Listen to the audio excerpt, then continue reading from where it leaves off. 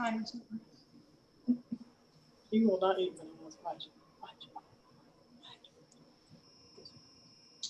Brad, are you there? Yeah, there's Brad. Yep, I'm here. I can't, I have my icons are all full, so could you let me know when we see Lori? Yep.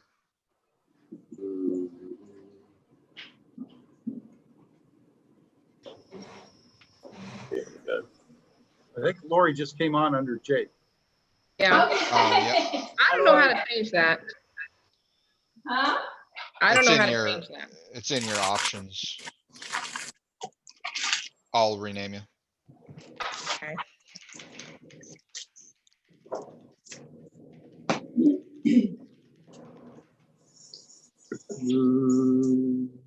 Oh, she could be a-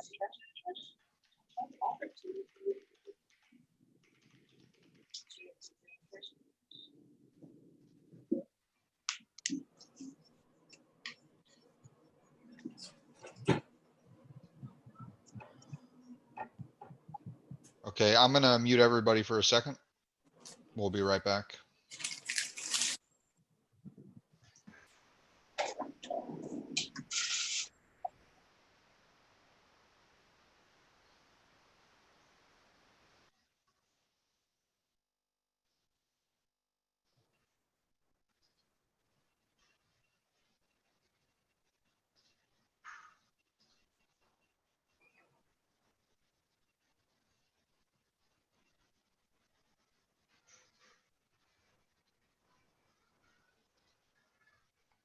Okay, everybody should be coming back now.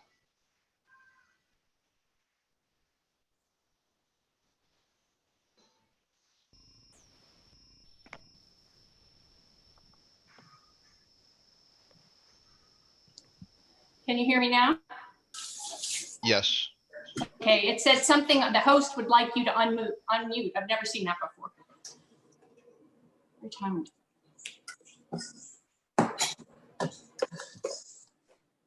Looks like it might be a new feature. When I unmute you, instead of just unmuting, it requests permission to unmute you. So be on the lookout for that. You'll have to hit that action in order, that action button in order for it to unmute you. Brad, please, I need the YouTube live link when you have it. If you can I have text it to me.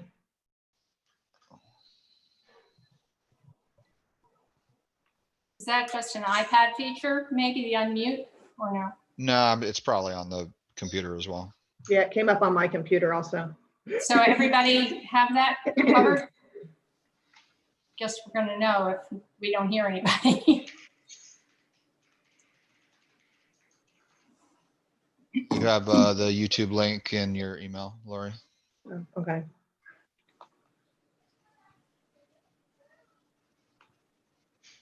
Keith Davis needs to unmute himself or click the unmute button. There you go. And Jeremy. Is Jeremy here? I can't see him. Yeah, he's here.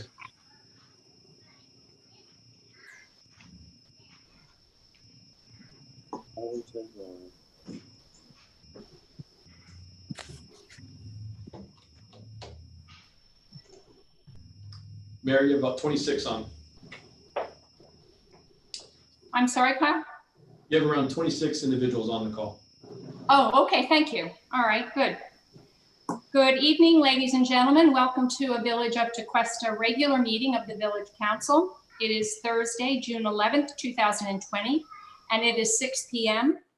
To help prevent the spread of COVID-19, this meeting is being held remotely using Zoom and YouTube, as has been authorized by Governor Ron DeSantis in his Executive Order 2020-69. Madam Clerk, will you please call the roll? Mayor Brennan, Here. Vice Mayor Stone, Here. Councilmember Brandon, Here. Councilmember Deambra. Here. Councilmember Prince. Here. The invocation will be delivered by Pastor Paul Beresford, and the Pledge of Allegiance will be led by Councilmember Bruce Prince. Pastor. Let us pray. Father in heaven, we gather together tonight, Father, separated from each other and yet together, Father, through technology, and we thank you for that. Lord, I pray tonight always for wisdom and guidance and direction for each of our leaders, Lord, that you have sovereignly placed to guide us and direct us. And Father, I pray for our country tonight. We all do. We pray in concert for this pandemic that's just raised havoc around this world, around this nation, around this state. And Father, for the unrest tonight, I just pray, Father, for a peace, Father, among people. Father, I pray for especially for our families, especially young families, Father, going through this terrible time. Father, I just ask for your grace, and I ask for your mercy and your peace, Father, bringing this unrest to an end, Lord. I pray for protection, especially for our public safety, men and women, Father, our fire and police, especially for our own folks right here in Tequesta, Father, for Chief Gus and Chief Jim and all of our fire and police, Father. Just put a hedge of protection about them, God, please. For all of our military men and women, Father, wherever they are tonight, please watch over them and protect them as they protect us, Father, and allow us to live in such a beautiful place and to be able to conduct this meeting tonight without fear. I pray, Father, for wisdom and guidance for all that are on the dais tonight. I thank you for each and every one of them, for all of our employees, Father. It's good to be, for some of us coming back again, Lord. It's so good to see people again. And I commit this meeting now, Father, to you in Jesus' name. Amen. Amen. Council member? I pledge allegiance To the flag of the United States of America and to the republic For which which it stands, stands one nation, indivisible, God. liberty, and with justice for all. for all. Thank you. Before I ask for approval of the agenda, I wish to introduce a concept to maintain efficient and orderly flow of the meeting. As you know, when the phone lines are open for public comment, there is a lag when they must be fully closed and then reopened by Brad for just counsel, the manager, and the attorney. There are 9 agenda items listed under old and new business. Rather than pause and open the phone lines for each one, I propose that we take citizen comment for 3 items at a time before council discussion and action. We would then address the comments at the time council discusses each item. This would allow the phone lines to be open 3 times instead of 9. Discussed this with Attorney Davis, and he agrees that we could be adhering, and we would be adhering to the law, that citizens can comment before council action is taken. All right, that's it. May I have a motion to approve the agenda? So moved. Second, Second, all in favor? aye. All right, aye. All right, there is no presentation, so may I have a motion to approve the consent agenda? Motion. Second, All in favor? Mayor, I had 2 items I wanted to have some comment on before we approved it. Okay, which items are they? 2 and 3, 2 and 3? yes. Okay. May I have a motion to approve the consent agenda without items 2 and 3? So moved. second, All in favor? Aye. aye. All right, let's go to item number 2, authorize piggyback agreement with Johnson Davis, Inc. Yeah, we can actually deal with 2 and 3 together. Both of these contracts reference the water distribution system. So I was just curious as to what distinguished one contract from the other. There seems to be similarity in the services being provided. I just was looking for clarity on that. Brad, if you can unmute Matt, I'm sure he can clarify that for us. Yeah, good evening. So there are two contractors, 2 piggyback contracts that are being proposed. The reason for 2 are a number of reasons. One of them is flexibility. The village is best served when we have flexibility to be able to use one contractor versus the other as far as performance or availability. options are always a good thing. There are some differences between the two contracts. We evaluated quite a few different options. The Johnson Davis contract is a piggyback off of the Palm Beach County, which is a $17 million unit price contract. It gives the village tremendous economies of scale, and it has a whole lot of services in there: pipe installation, repairs, etc. The Hinterland contract has slightly different terms. That one's a piggyback off of the city's or a materials-based contract than a unit price. There are hourly rates for different crews and markups in there.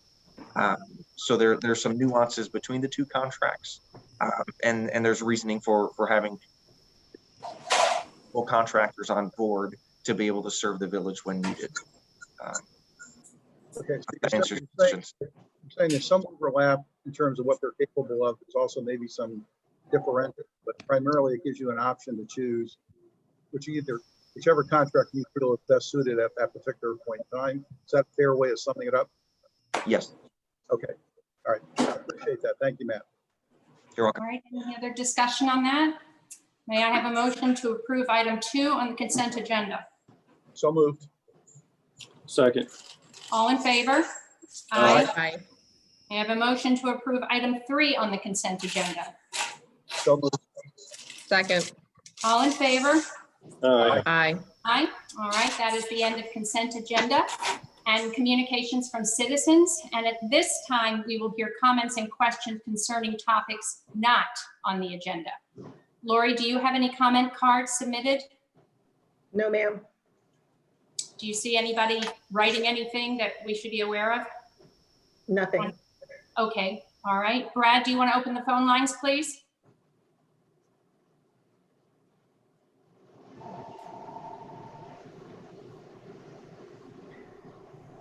Are they open? Yes, everybody is Thank you. unmuted. All right, is there any questions or any comments the public would like to make that is not on the agenda for this evening? All right, I think that's a no. Brad, could you mute us again?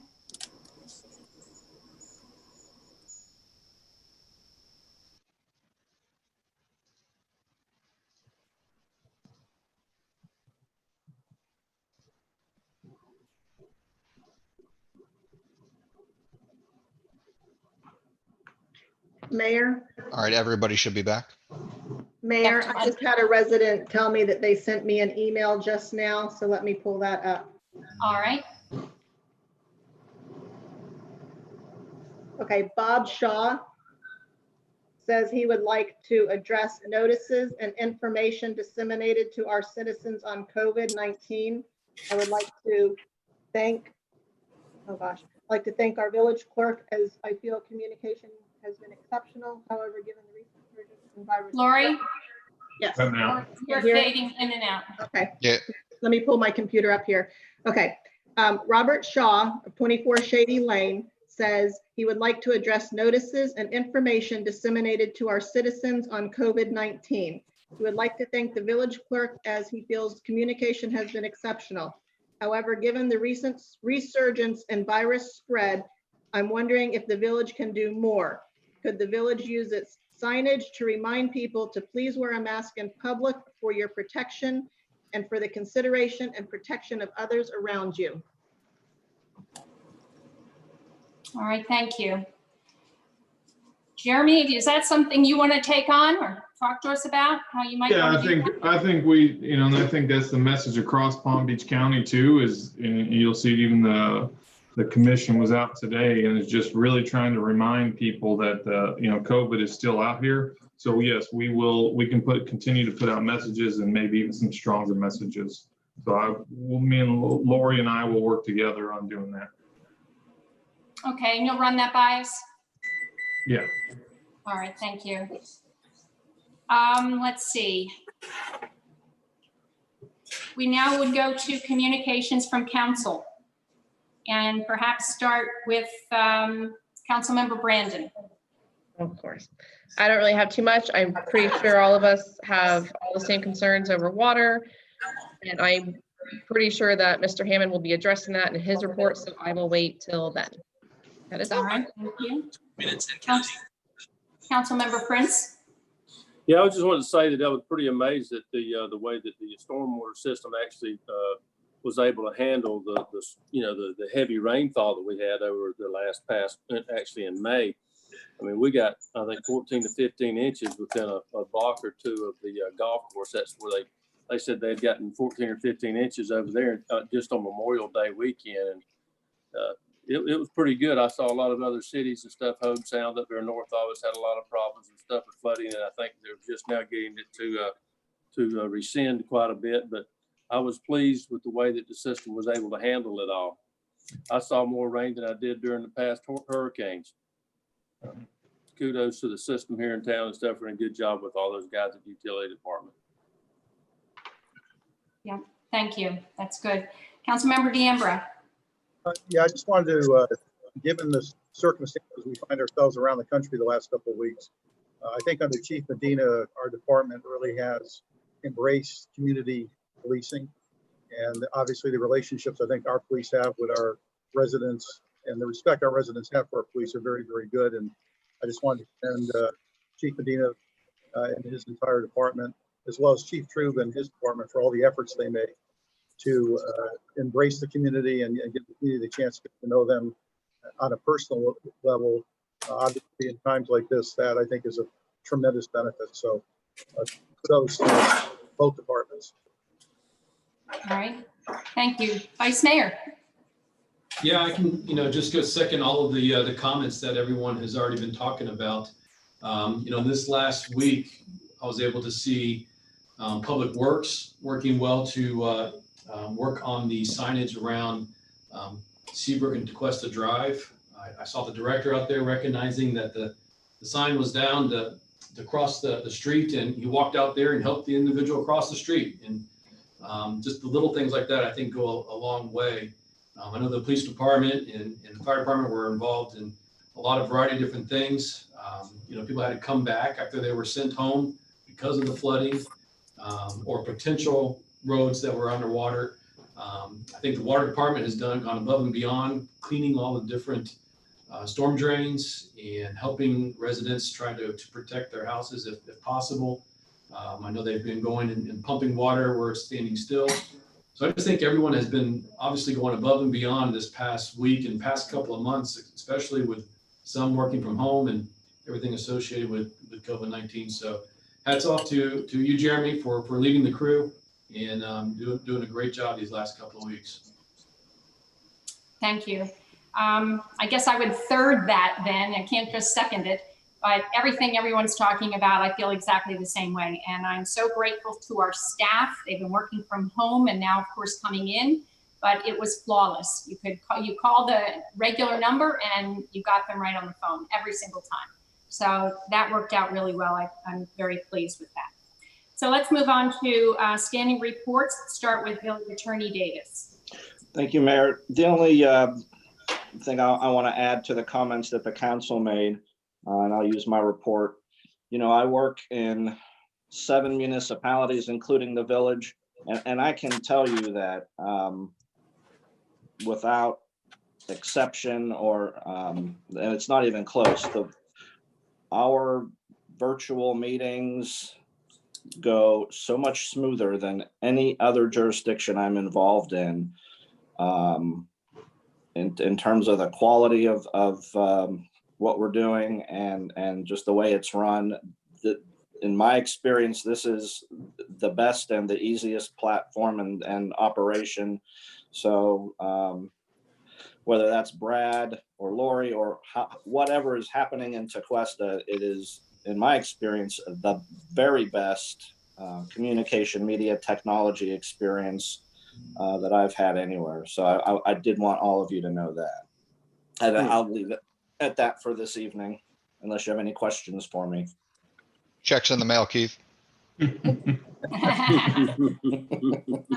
right.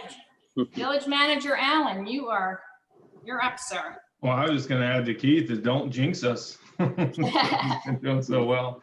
I will start with just a little COVID update. You know, I know the hot topic right now is the cases are spiking, and it's going, you know, not just countywide, but statewide. I think this is, everybody kind of anticipated a little, you know, second wave if we started to open stuff up. It is a little concerning to, I know, our health officials and, you know, of course us too, because it's going a little higher rate than anybody anticipated and a little faster than what anybody anticipated. So we'll know that. I know Chief Trube is always monitoring that. You know, we are able to provide input to the county on what, you know, what we're doing here, and of course the other municipalities. So we're continuing to closely monitor that, and, you know, we'll see as we progress. You know, we're still in phase 1.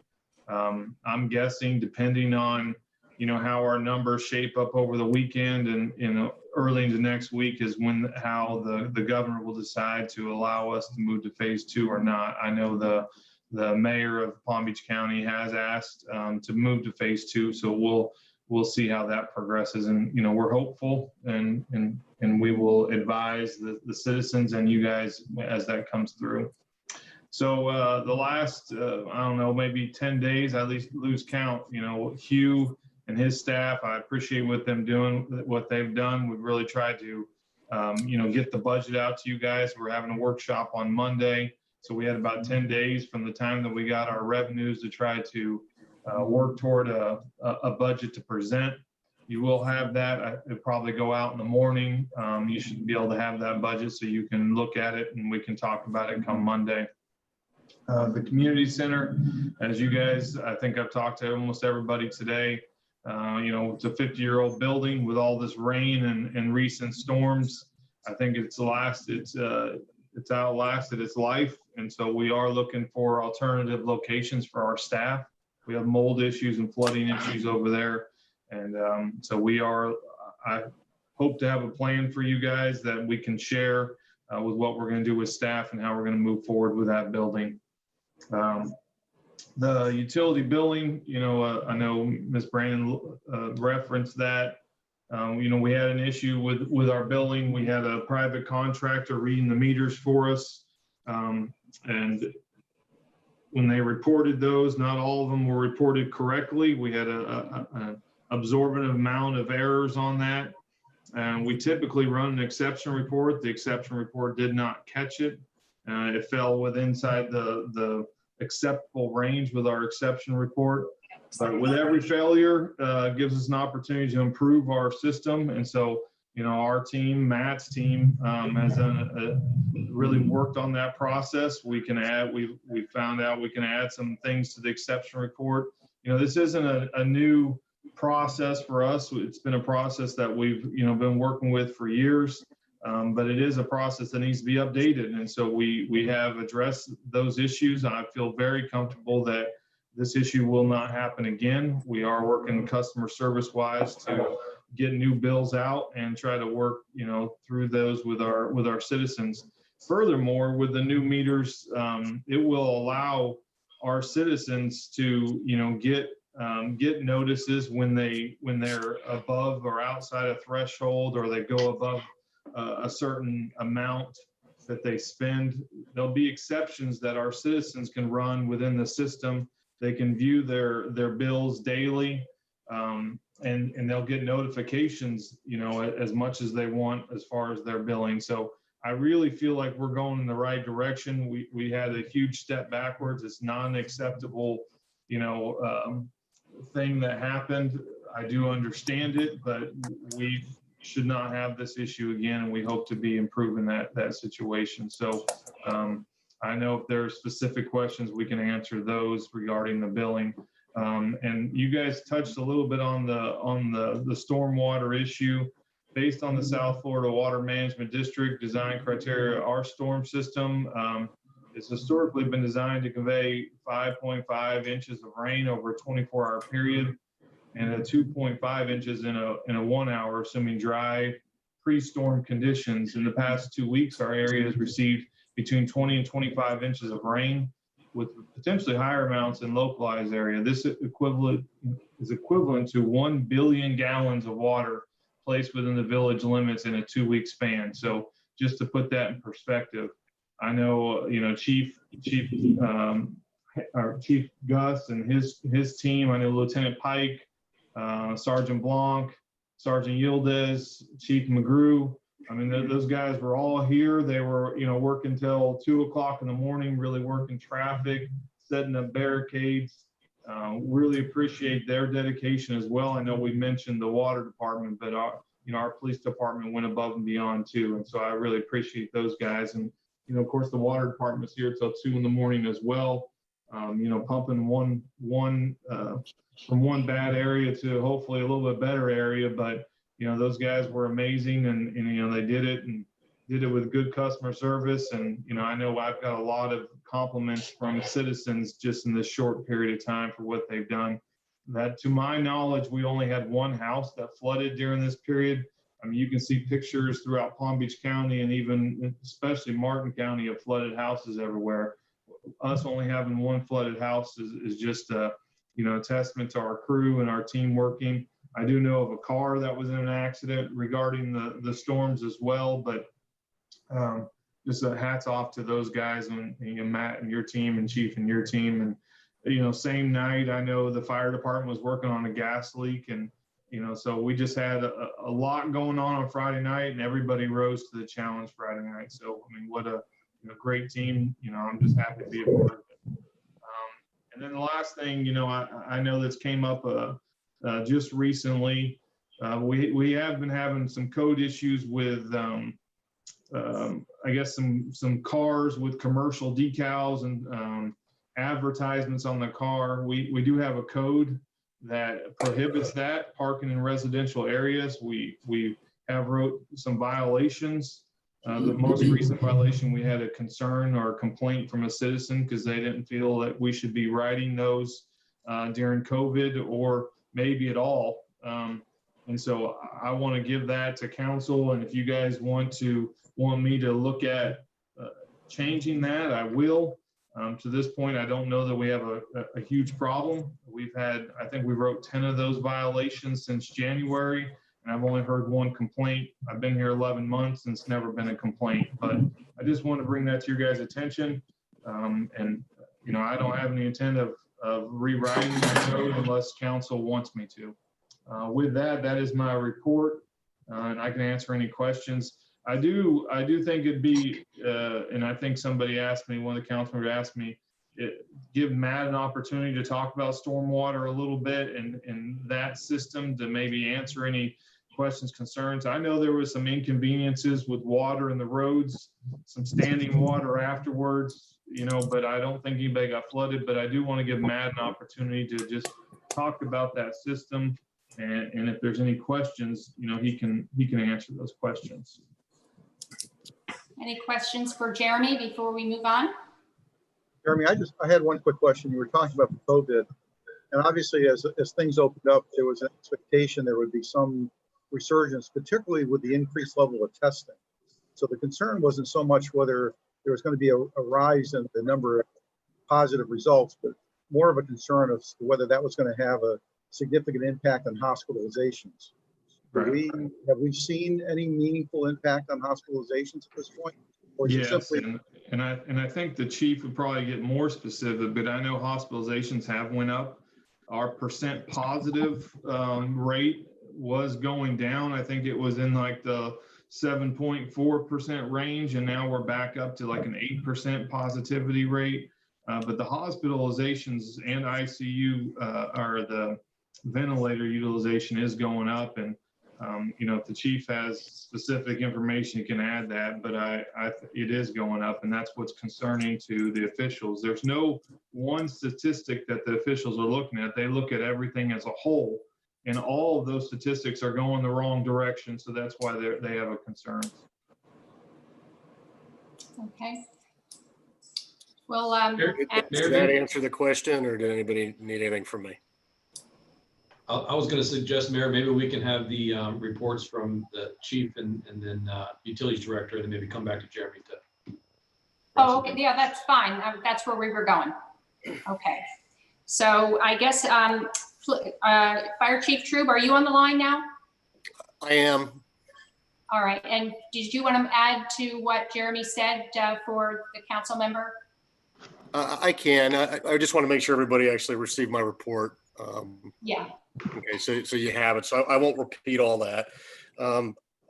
The statistics, you know, it's anytime you deal with statistics, you can kind of make them sound however you want. You guys, everybody on board there knows that. So they'll tell us about the positivity rating and say it's going down, and it looks like it's around 8% right now. And again, there is some fluctuation with that, and that's a good sign.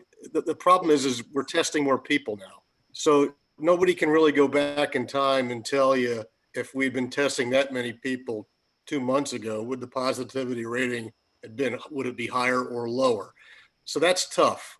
What I'm hoping is that over the next few weeks, we do see that positivity rating go down. That would be a good sign for us. At the same time, we're paying attention to that. We're also just watching everything that the manager and Mr. D'Ambra brought up, which is how many people are in the hospital beds, how many people are on ventilators. The ventilator usage, I want to say, hit just below 40% today. So you're starting to see the numbers climb again there. The ICU beds, I want to say, was approaching 75 to 80%. So again, you're starting to see higher numbers. It doesn't feel as much like a spike as much as just a rise in the number of cases. Locally, we do still have that one area in West Jupiter, the ending 458 zip code there, that has what we call it's popped hot. So it shows in the red. And we obviously there's some further south and in the middle of the county as well. The other area of concern that I've noticed recently when you're just looking at the statistics is that we seem to be catching up with Broward County. If you go back in the history there, you look at the early onset of the disease, Broward County was nearly double what we were for quite a while. Well, now they're sitting a little over 8,000 and we're sitting at about 7,800 as of today. So we've nearly caught up in the number of cases, even though they have a bigger population than we do. And that's just part of tracking it. I've been monitoring it closely. I plan to evaluate, for example, Station 2 status probably by the end of the month. If you'd asked me 2 weeks ago, I would have a different opinion compared to 2 weeks ago, what my plan is going forward. I'm still concerned, I guess, is to say it directly. I still have some concerns that the numbers just are not going in our favor right now. As far as the rest of the fire department, I'll move on from COVID unless somebody had a specific question about COVID. Well, we did get your report. What are you thinking of reporting on now? Just we did have our ISO review today. It's not completed. It was just phase 1. It went well. There was a few questions. We had to do it, through a conference call. We couldn't do it in person. So that led us to a few more things we have to do. But all things being equal, it went pretty well. I expect to get a pretty good score back and we'll go from there. And aside from that, we're just trying to refocus the guys on fire department issues. So we're focused back around on our training and we're focused on, this new rescue truck coming in and, we're just trying to get back to being firefighters and hopefully not playing the COVID-19 experts the whole time. Well, thank you, Chief. Do we have any more questions for Chief Troop? All right. Also have a report from Police Chief Medina, but is there anything you wanted to add to that, Chief? No, I think if you have my report, I'm good with that. All right. Okay. Now let's move on to the man of the hour, Utilities Director Matt Hammond. Talk to us about water. Second, I'm finding him to unmute him. 1 second. Okay.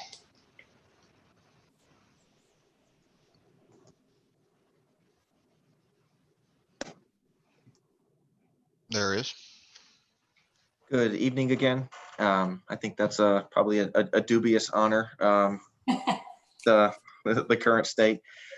Just piggybacking off of some of the things that Jeremy had said over the over a 2-week span, our community received, depending on the rain station you look at, between 20 and 25 inches of rain, really concentrated over 2 events.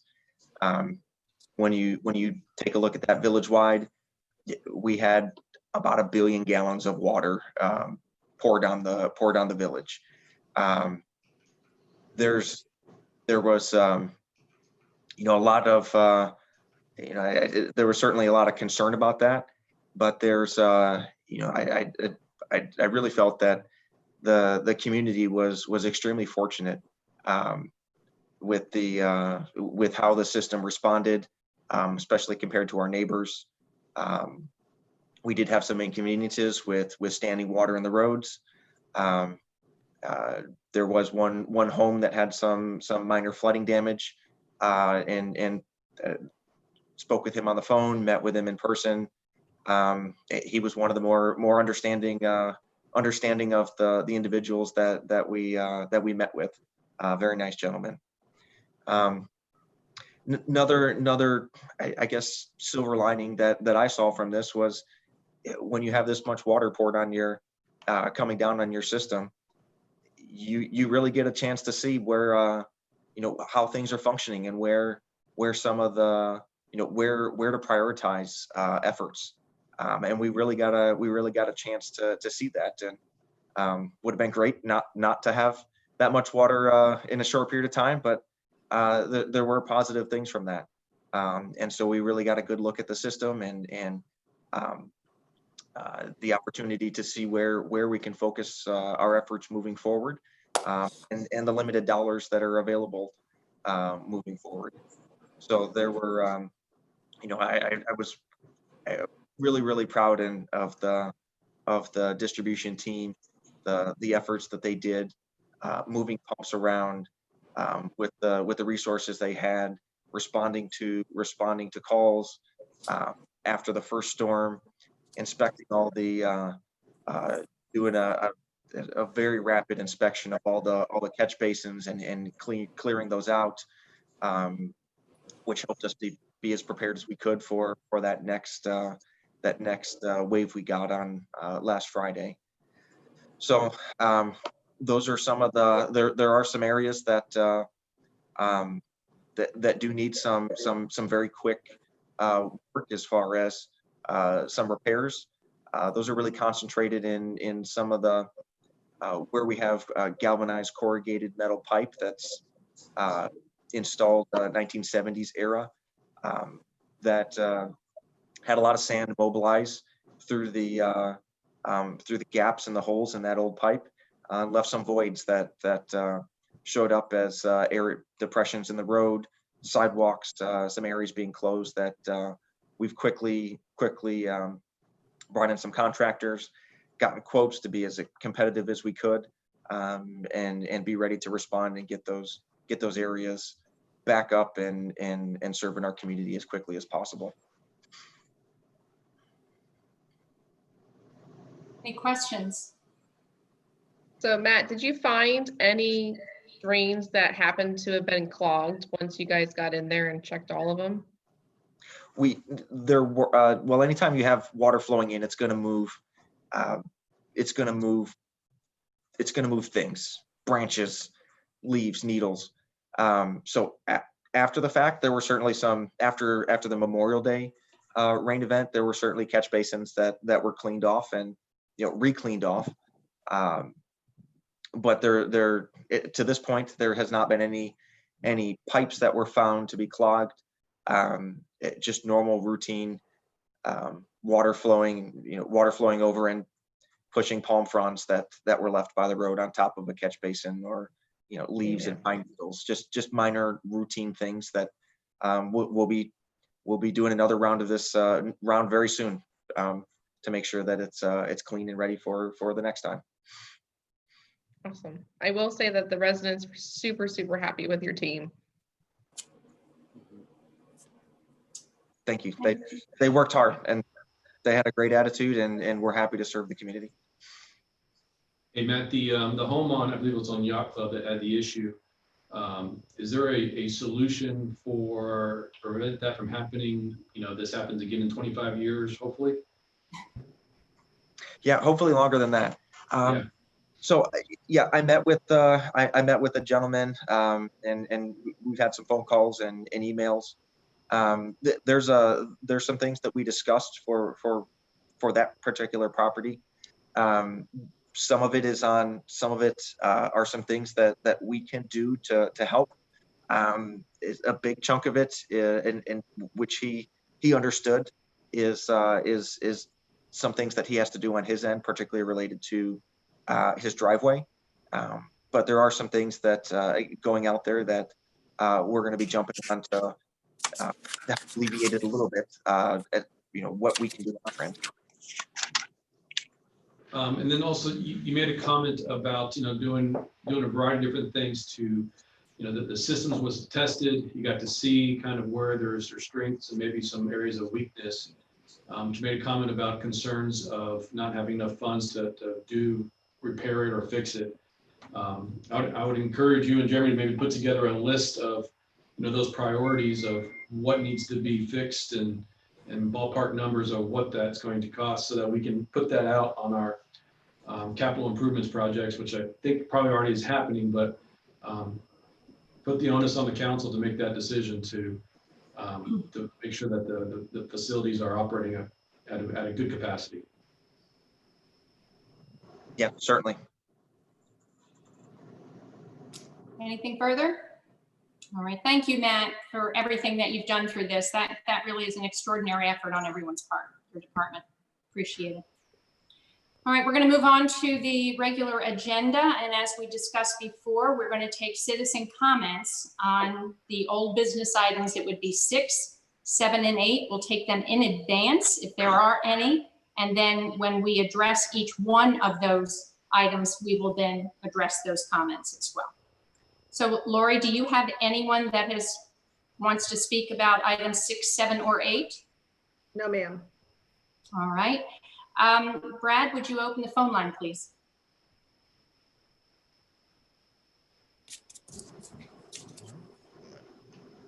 Everybody's unmuted.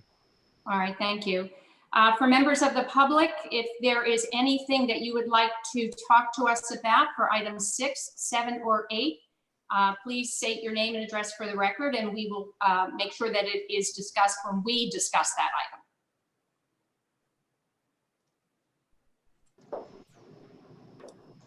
Doesn't appear that we have anything from the public, so let's mute.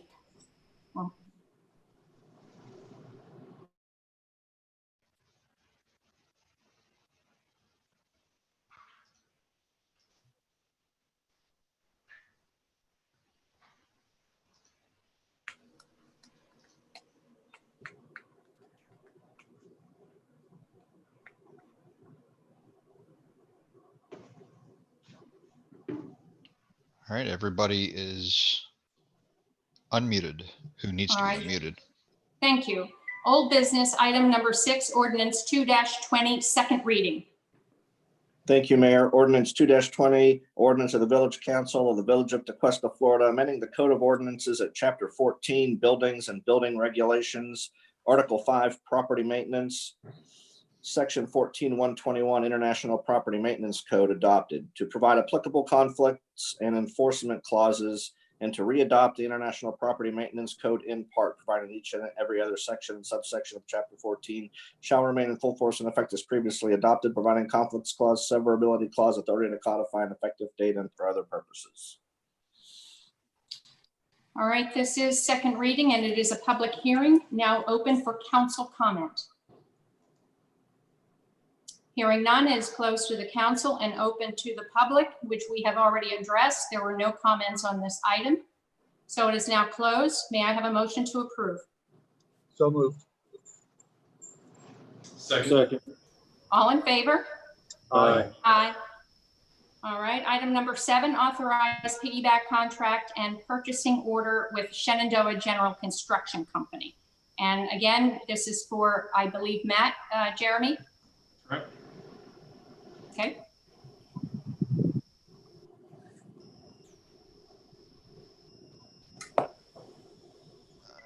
I requested to unmute Matt.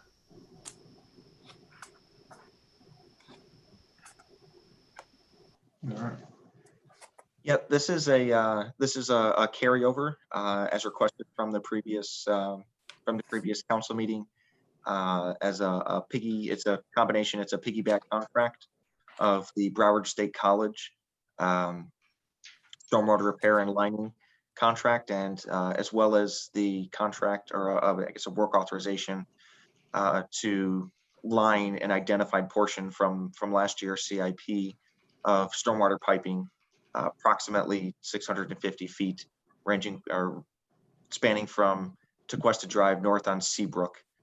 There was a request follow-up regarding any impacts from the new community center, and that has been addressed and included in the agenda item, with communication from the engineer on that, confirming that the after project input from to the stormwater system will be equal to or less than the current flow to the stormwater system due to the on-site the improvements that will be made. All right, thank you. Are there any questions on this item? No, I'll just say, Matt, thank you for going the extra step to do that for us. Yep, no problem. Anything further? All right, may I have a motion to approve? Motion. A second? Second. All in favor? Aye. Aye. Item A, council approval on streaming council meetings, and this is Jeremy. This item was a topic of conversation in our last workshop. The proposal to stream all council meetings, which we currently are doing due to COVID.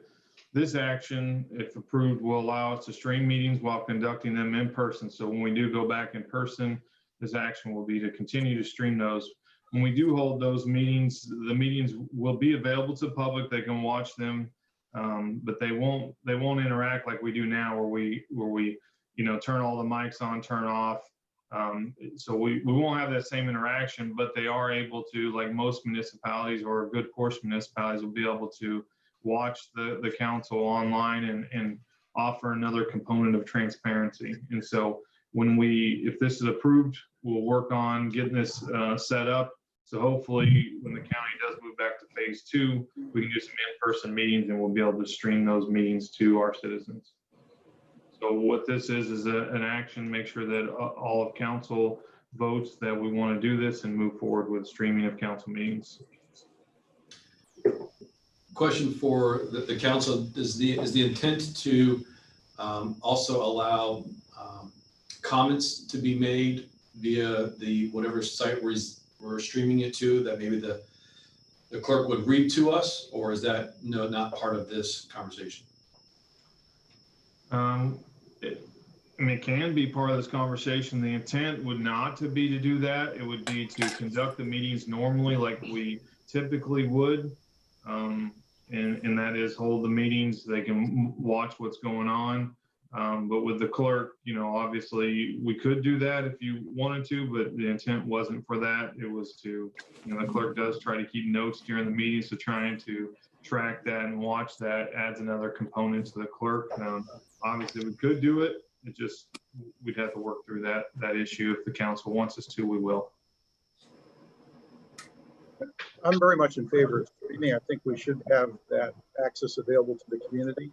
But I think if somebody feels strongly enough about an issue, they should come to the council meeting, present themselves, and speak with us directly.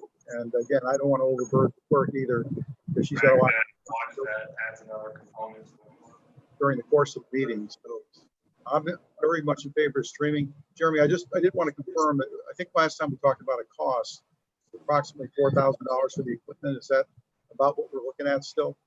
Yeah, it's right around there. It's between 4 and 5. I mean, there was a cost, and I'm not going to get technical on you. I'm not even going to try. There was a cost that for an audio component, so we don't have a delay with, you see it every once in a while. You watch a video, somebody's talking, then a couple seconds later you actually hear it. So there was a component that we did need to purchase that didn't account for, but it's still going to be under the 5 range. Okay.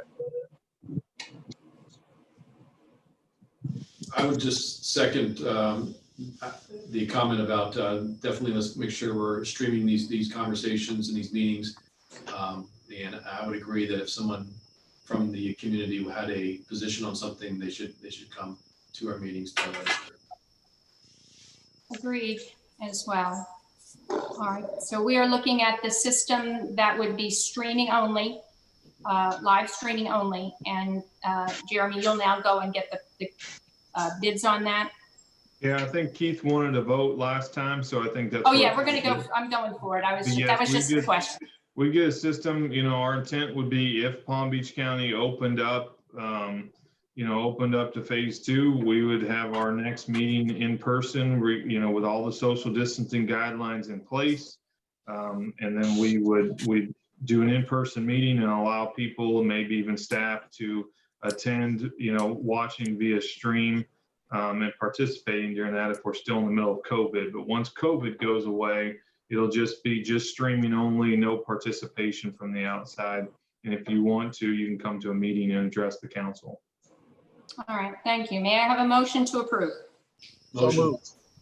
A second? All in favor? Aye. Aye. Aye.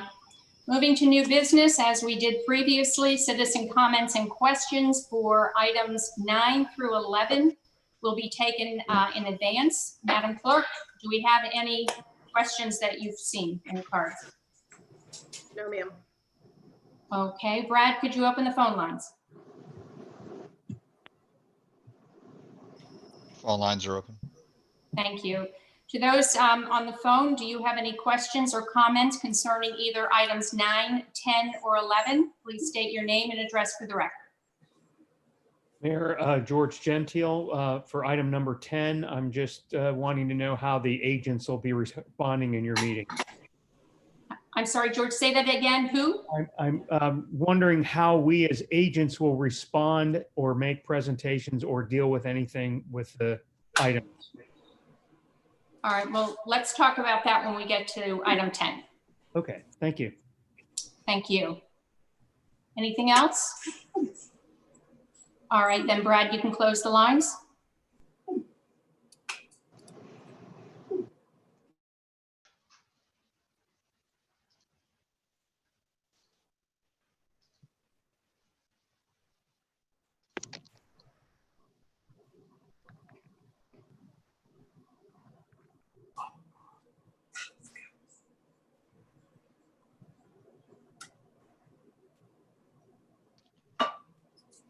Okay, Mayor, you're good.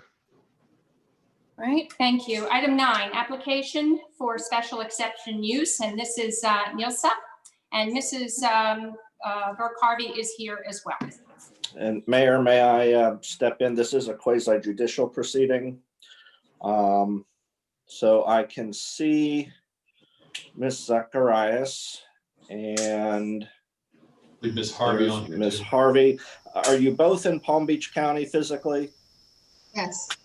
Okay, then I can place you both under oath. If you'll both raise your right hands. Do each of you swear or affirm under penalties of perjury that your testimony will be the truth, the whole truth, and nothing but the truth? I do. Thank you.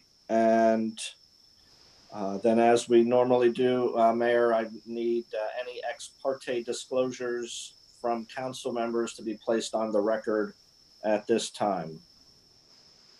None. None. None. All right, then we can proceed with the agenda item. Thank you. All right, thank you. Neil, sir, you have a presentation, or does Mrs.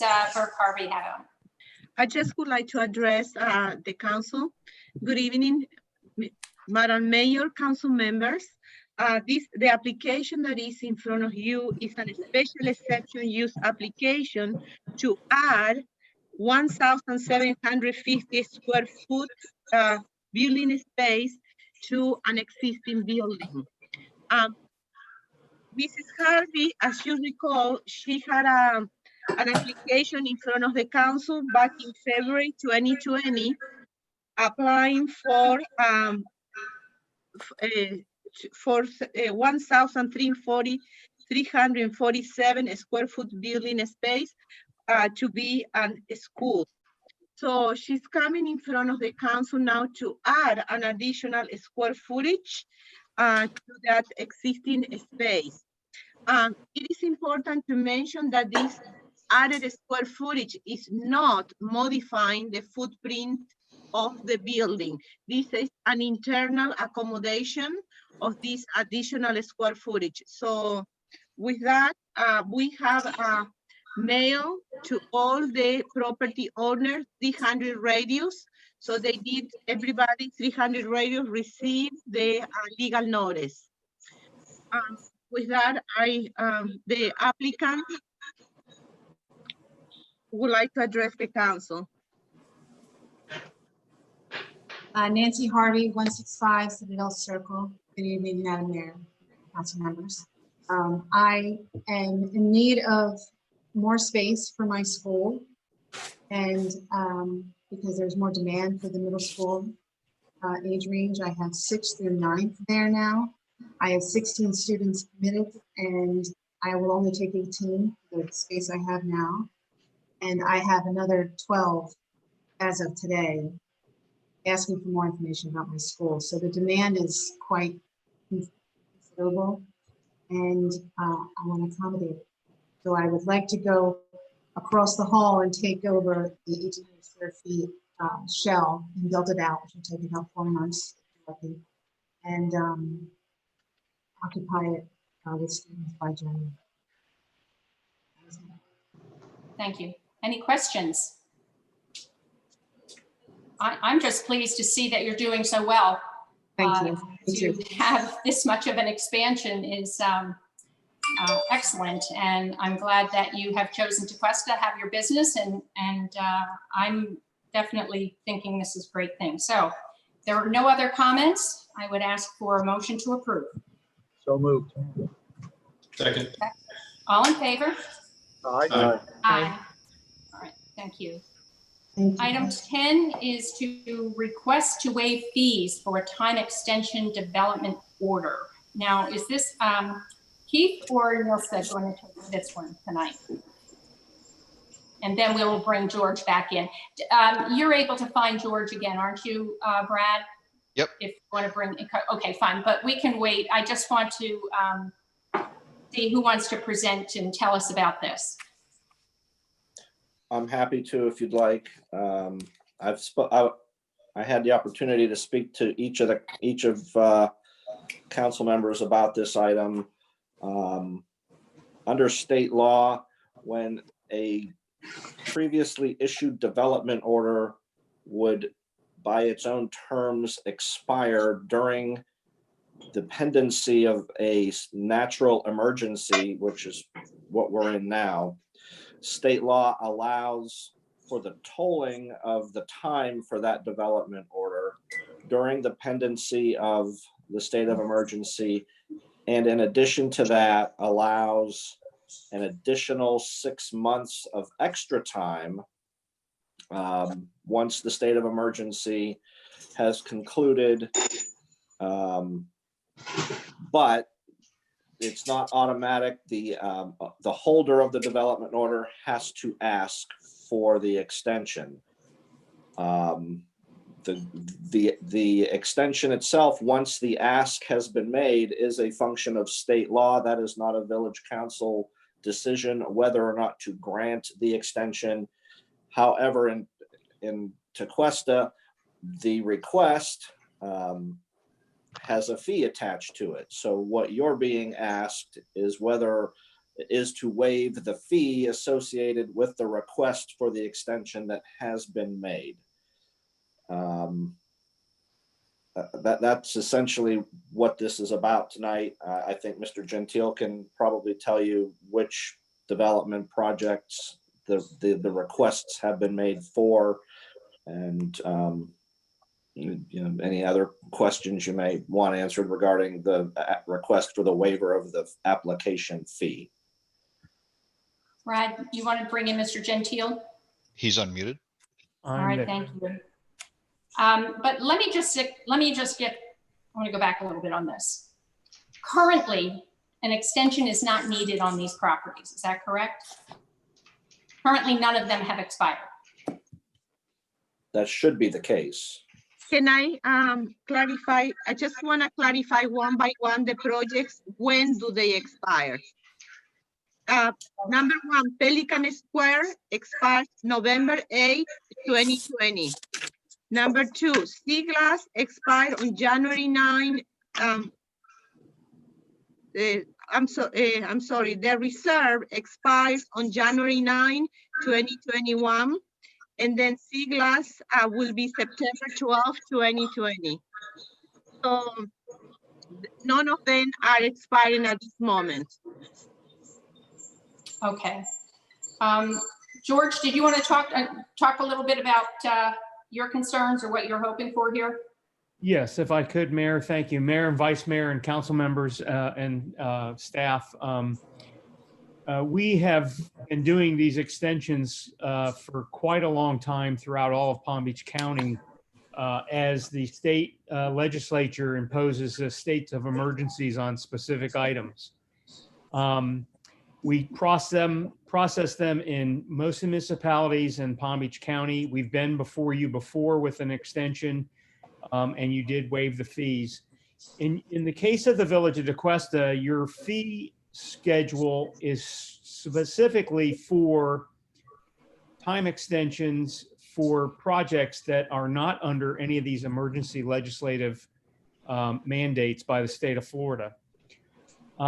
The highest fee that we've paid for a client in all of Palm Beach County is about $600 for processing. The county just charges a fee to update the currency traffic letters. So in this case, the request is for the time extension that is afforded them through the state legislature based on the two emergency situations. One was the Dorian hurricane issue. And the one that we're under right now, which is actually in my mind very prevalent, is that we have had a stay-at-home order. We've had a lot of businesses that have been closed down and have been waiting for the reopening of Palm Beach County. We're still waiting to catch up with the rest of the state.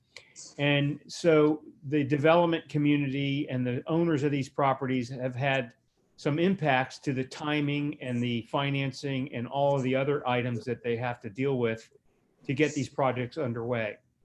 So we're asking for the relief of the fees based on those items, and we would ask your concurrence on that. Thank you.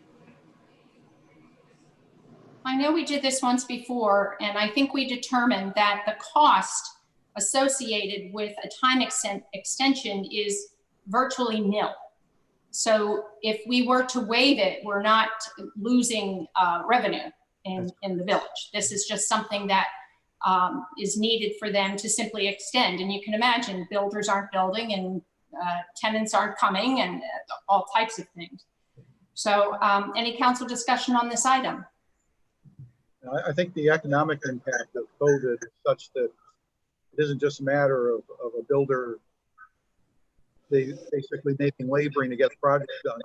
That even if you got it done, as you just said, Mayor, tenants, buyers of condos, etc., everyone's suffering from the financial impact. And it's going to take a while for that to clear itself up. So I think this makes all the sense in the world. Okay.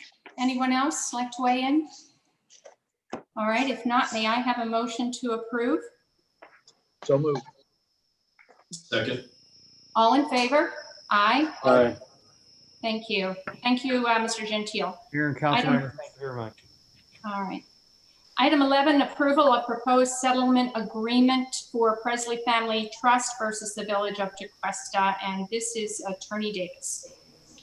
Thank you, Mayor. I've had an opportunity to speak to each of you individually about this matter. This is a piece of pending litigation. It's in the appellate arena, but it is nevertheless pending litigation. This is a matter regarding the appeal of the denial of a variance by the Planning and Zoning Board. The the proposed settlement agreement that is before you would do the following. The applicant is the property owner at 370 Riverside Drive, and this has to do with the placement of an emergency generator on the property. They were denied a variance by the Planning and Zoning Board at the Planning and Zoning hearing. In addition to testimony from staff and the applicant, there were neighbors that attended and strenuously objected to the granting of the variance. At the end of the day, the Planning and Zoning Board voted to deny the variance. The applicants have appealed that denial, and that is pending in the circuit court. All of that happened in January. Since then, the applicant and the neighbors who initially objected have had discussions. The neighbor has submitted a written acknowledgement that they are not opposed to the settlement. The terms of the settlement would be as follows. The applicant would be allowed to keep the generator in the location that was contemplated by the variance, so the variance would be approved. The applicant would enhance the area with additional landscape buffering and a site plan that specifies the additional buffering is an exhibit to the settlement agreement. The applicant would dismiss with prejudice the appeal. And as I said, the neighbor has in writing provided documentation that they do not oppose this settlement. I believe counsel for the applicant is with us this evening, Mr. Brian Seymour. I don't know if he has anything additional to add or if you have any questions for him, but this settlement agreement is brought before you for your consideration and action. Well, Mr. Seymour did not speak up when we asked for any comment, unless there is. He's an agent, and I think just like Mr. Gentile's talked, I would recommend that if he would like to say something, he should be allowed. Would you like me to unmute him? Of course. He is unmuted. Mr. Seymour, did you want to speak to this proposed settlement agreement? I think he's trying to. I don't know if his volume's working. Can you hear me now? Yeah. Yes. Okay. Something happens between a mute and unmute, and I have to change between my headset and my computer. I have no idea why, because I'm technologically inept.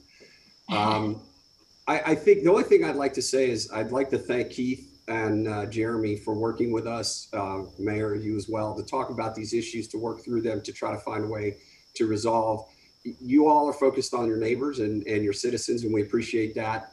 Mr. Presley and his neighbors have had some discussions. They've worked through their issues. We're adding some landscaping. We're trying to make this work. We do believe it always met the variance criteria, but certainly tonight we've added a little bit more for that as well, and would ask for your consideration so that we can move forward. All right, thank you.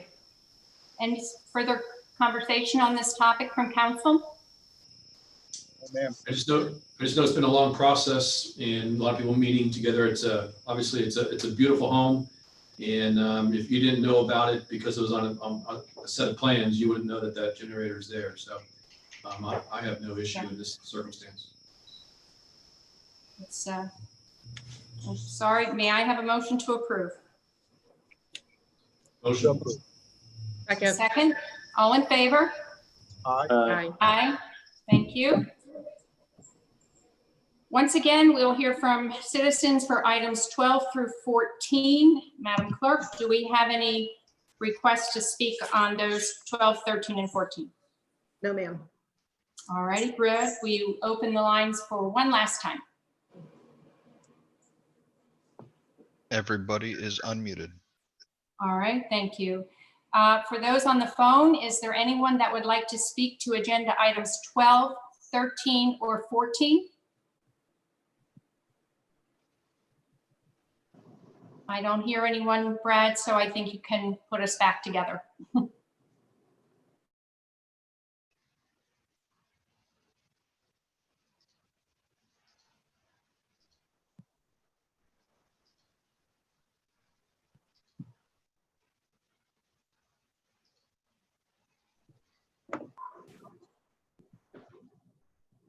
Great. Okay, we're good. All right, thank you. Item 12, Resolution 16-20. Thank you, Mayor. Resolution 1620 is a resolution of the Village Council of the Village of DeQuesta, Florida, amending and increasing the fiscal year 2019-2020 general fund number 001 budget by $20,000 by appropriating restricted building department funds and increasing expenditures as specified in the attached Exhibit A, providing an effective date and for other purposes. All right, Mr. Dunkley. Is there anything you want to tell us about this item, please? If you want to do it, if you have a sec. Yes, Mayor, good evening. This item arose as a direct result of the Presley matter, the item that was just discussed. It calls for a $20,000 increase in the building department budget to provide for payment for legal fees in connection with that case. Our legal fees? For additional legal fees incurred in connection with the Presley matter. So just explain to me if this was, I thought this was between two homeowners. Why are we paying for that? Keith, can you help me with this? The litigation that is settled was a lawsuit against the village challenging the action of the Planning and Zoning Board. I see. The $20,000 number, I can tell you it is significantly more than was actually spent. If I might interject, Mayor, the $20,000 is to provide for the payment of legal fees. It's not the total amount of the legal fees. It's just to cover the fees. I think is in the ballpark of around $30,000 to date, a little bit over that, but it is to cover all of the legal fees and to have sufficient cushion should any additional costs arise in regards to that issue.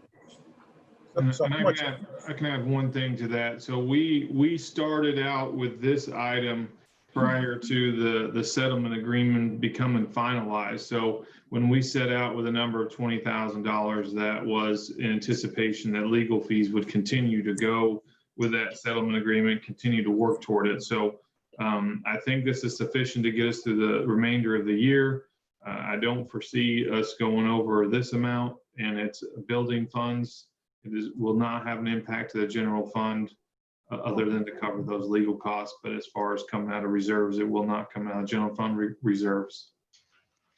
So I think the question specifically is how much were the legal fees associated with this action itself? With the Presley matter, it was closer to somewhere between 11 and 12. So we're saying. Where is the other one coming from? So are we saying 30 hours, 35 hours? I don't know what the billing rate was. I'm sorry, I didn't hear Mr. D'Ambra. I'm trying to estimate how many hours went into that because I don't know what the hourly billing rate was. So is that 30, 40 hours worth of billable time or? I have separately invoiced that work. The exact number is available on that invoice. It was essentially reviewing records and preparing the appellate briefs. Okay. Is what it was involved. I don't know the exact number of hours that were billed, okay, but that's available very easily through the invoices that were submitted. Okay. My question is more on the budgeting aspect. I know, Jeremy, we budgeted about $4,000 for this on the previous year. Is that something that is consistent from year to year, or were we just not maybe properly allocating where these potential issues with planning and zoning being charged to the right cost center? That's a good question. So typically, you budget for you know, like that building department, or for us to do, you know, if we were going to send something to Keith, let him put together an ordinance. So you budget an amount throughout the year for him to help us with, you know, documents and preparing things. You know, we typically can't or don't, you know, anticipate a suit like this.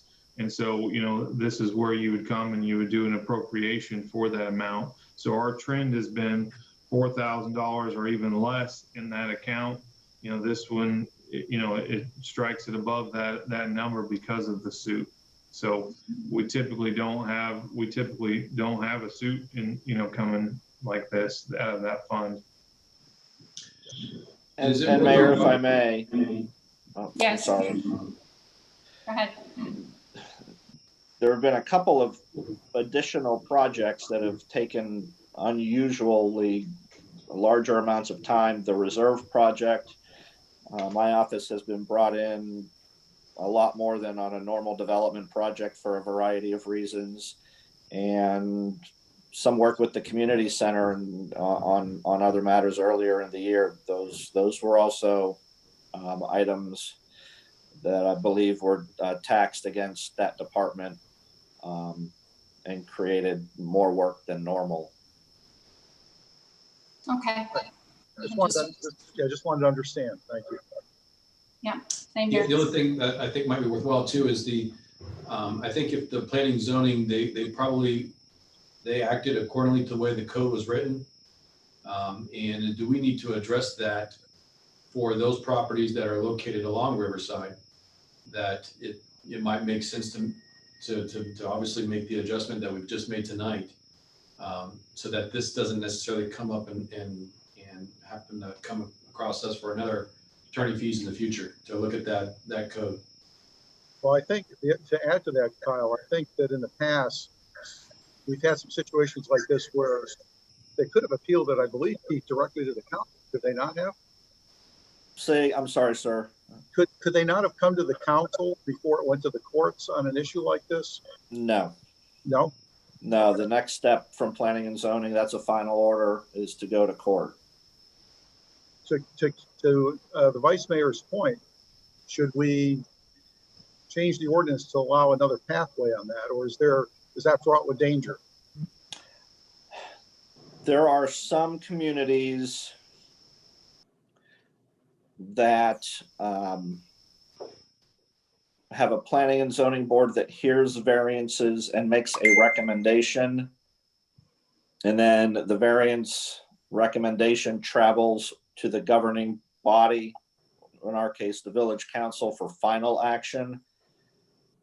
There are issues with that process that can be problematic, but there are processes like that out there.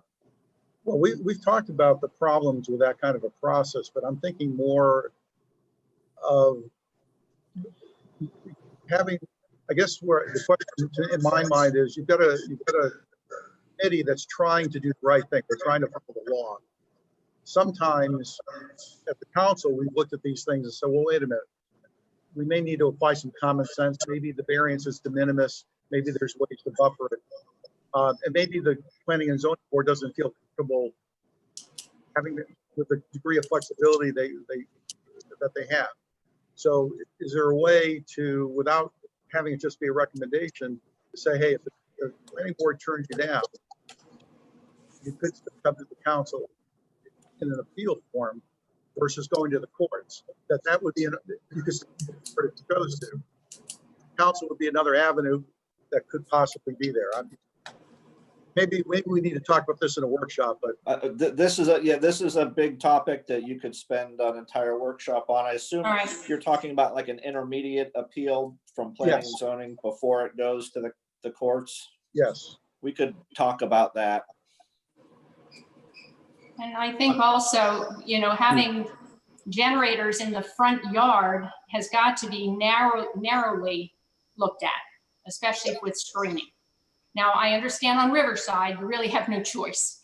The back is water and the sides are right up there against the line, the property line. And that generator originally should not have been approved there, but it got approved there. But I think what I'm also hearing is, do we want to take a look at this and make some narrow definitions of some exceptions, if you will, that we could look at it. But I think you're right. Let's go to workshop on this because we could spend a lot of time, and I know Jose would get involved as well at that time. So Can I ask one question that you said, is the workshop going to be about the allowance of generators, or is the workshop going to be about the process of appeal? I would prefer the workshop be about the process of appeal. I would concur with that. okay, that's fine. All right, so let's add that, Lori, for our next workshop that isn't budget. Okay, so let me just see if we're. Let's see, let's move on to, I think, we take a vote on this? I'm sorry, I'm a little discombobulated. I don't think so. We didn't vote on item 12 yet. Okay, thank you. May I have a motion to approve? So moved. Second. All in favor? Aye. Aye. All right, item 13, discussion regarding time frame for declarations declaring a state of emergency to be affirmatively renewed. And that is Jeremy. This item was requested by Mr. D'Ambra to talk about it. Currently through the emergency declaration, the fire chief acting as the emergency management director, the village manager, and the mayor acting together have the authority to declare the emergency. If one is not available, the other two can do it. It shall continue in effect and must be affirmatively renewed by council every 60 days. In the 10-year, just to pass here, in the 10-year history leading up to COVID, obviously COVID, we're in a whole nother ballgame. We have been under a declaration less than 10 days in that 10-year period. So with that, Mr. D'Ambra has the forum. Yeah, I just, as I expressed previously, I just felt like the council needed to take some responsibility here. And I thought that was also good for the village manager, the fire chief, and the mayor as well. And I read through the proposal. I guess what I would like to suggest for consideration would be something where once a declaration is made, that the council would affirm it at the next council meeting. Rather than waiting 60 days, that we would affirm at the next council meeting. And then if the declaration were still in effect post that meeting, then each council meeting thereafter, for whatever the duration of time was, would reconsider the declaration and either reaffirm or deny at that point in time. I just think that's the responsibility of the legislative body. I just don't think we should abdicate, nor do I think it's fair to place that responsibility on the three individuals. That would be my suggestion. Keith, may I ask you a question? Because I thought when we were doing the hurricanes, when we had those emergency declarations, we did bring it to council at the very next council. That my recollection is that was the practice. And I think Lori would remember that as well, because we did do that. That, Yes. you would make, you make the emergency declaration, but then the very next council meeting, you would go to council with it. So I think we're already doing that. They're on your agenda as well. And so every agenda that we've had, I think probably 3 of them, they're usually on consent agenda. So you have the ability to pull it from the consent agenda and have that discussion about not continuing that declaration at that point. You'd have that conversation, but they're on this agenda and they've been on the past 2. Yeah, the only reason I brought it up was that we had the discussion, whatever it was, the last workshop. We seem to have delegated it, and when we talked about the resolution, we agreed that the three parties would have that ability to declare. The whole of the council seemed to be left open. So I was only suggesting something where we formalized the role of the council so that it was very clear as to what the procedure was. I agree with you. If you look at item 4 in the consent agreement, we affirm a whole group block of the past declaration. So you're right, we are doing it. It's just a matter of formalizing the policy so that it's clear for the future. That's all. Where is this Is this from an ordinance, Keith, that we have or where, is that a policy? No, it's in our code. It's in the code. Okay. So it is code of ordinance.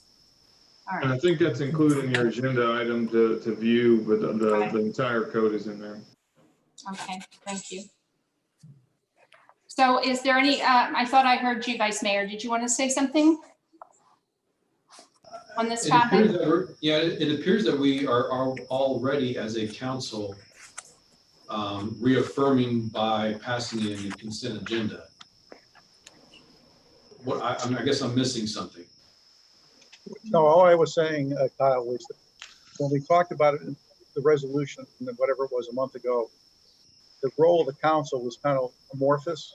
So all I was suggesting was that we make it very specific that in the case where declarations are passed, this is the procedure we would follow. And if it's already there, I missed it. And if it's not there, I'm just suggesting that we formalize it. That's all. So instead of putting in the consent agenda, make it a formalized. No. It could, the affirmation could happen in the consent agenda, just specifically that the council would in fact follow a certain procedure when these events occur. In that resolution, correct me if I'm wrong, I didn't see that specified. So I was just looking for, again, clarification and a definitive procedure as to how situations are handled. So it wasn't an open issue, it was defined. So your current code, it's a section 26-5 under state of emergency, indicates that any declaration of a local state of emergency and all emergency regulations activated under the provisions of this article shall be confirmed by the village council by proclamation no later than its next regularly scheduled meeting, unless the nature of the emergency renders a meeting of the village council impractical. That's your current code. Okay, So now what? Go ahead. So after the first affirmation, is there a role for the council if the emergency continues? That's less clear. You know, the state law under these types of emergencies requires a renewal every 7 days. Our code contemplates the council reaffirming things at least every 60 days. So you've kind of got two different things going on at the same time. So I guess the only thing I was suggesting is that the reaffirmation occur at each council meeting. Again, I was just trying to make sure we had a clear, fine procedure. That's all I was looking for. No, I think Frank, your intent is well pointed, and I appreciate it. I just want to make sure we're not doubling up something. All right. Is there any other discussion on this topic? So I don't know that this needs a vote, Keith. It was a discussion. I'm not sure what the direction is. I don't either. I think we said that it's pretty much defined already in the ordinance and that council does reaffirm it. And so I don't know what the 60-day versus the next council meeting is, but I'm assuming that you didn't have a next council meeting in less than 60 days. Is that where that comes in? Perhaps, and you know, I mean, but historically, and again, as the manager indicated earlier in the meeting, the current situation is nothing we've ever dealt with before. But historically, the hurricane type of emergencies tend to pass well within that 30 days between council meetings. So it's never been an issue because it's always been on your next agenda. Right. Right.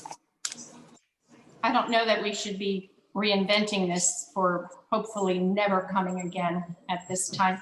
The other thing I think is important is that the fire chief, who is the emergency management director, who is the #1 guy in this, that's his, you know, I look at his recommendations very carefully because he is the one that really is in charge of our true emergency management. So I trust the chief to have that information as well. And then of course, Jeremy is having to run everybody every single day. So I don't know, Frank, I think it's okay at this point. Yeah, I guess where part of my concern arose out of the issue of governors issuing executive orders and then having them challenged because they didn't have legislative confirmation after a certain period of time. So we're obviously a much smaller scale. Yeah.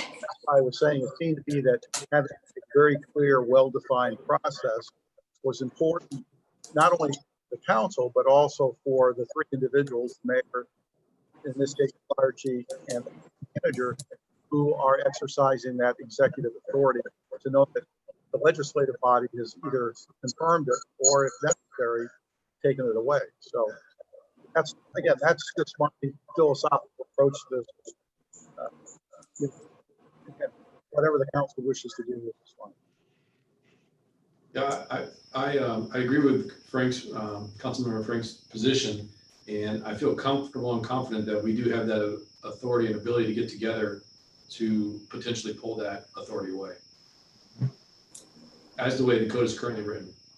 And any council meeting can be called an emergency council meeting if in fact the council is now becoming uncomfortable. The request for a meeting can be immediate. Okay, all right. Okay, anything to vote on here, Keith, or we just leave it alone? I think we're saying It sounds like the council's comfortable with the code as written, so no action is needed if that's All the right. case. Thank you. All right, let's move on to item 14, and that's the firm renewal of state of emergency declaration. Jeremy. This is just the formal action. Like he said, typically it's every 30 days, but the way the code was written, it says that you do have to take an action within 60 days to affirm that. And so this is kind of the formal version of what we do every month. I just felt like it was important, since we were going to have that discussion, to include that as an action. Although we've been doing it the last 2 or 3 council meetings, so this is the action that comes with it. So we're going to affirmatively renew the state of emergency. Okay, thank you. Any further discussion on this topic at this time? If not, I'll take a motion to approve. So moved. Second. All in favor?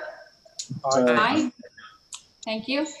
We are at any other matters. Is there anything that council wants to bring up for a workshop coming up or anything else? All right, I think we're good. We're good then. Okay, may I have a motion to adjourn?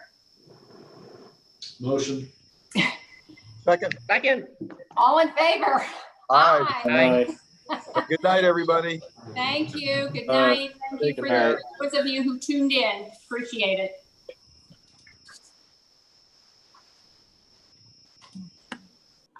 Bye now.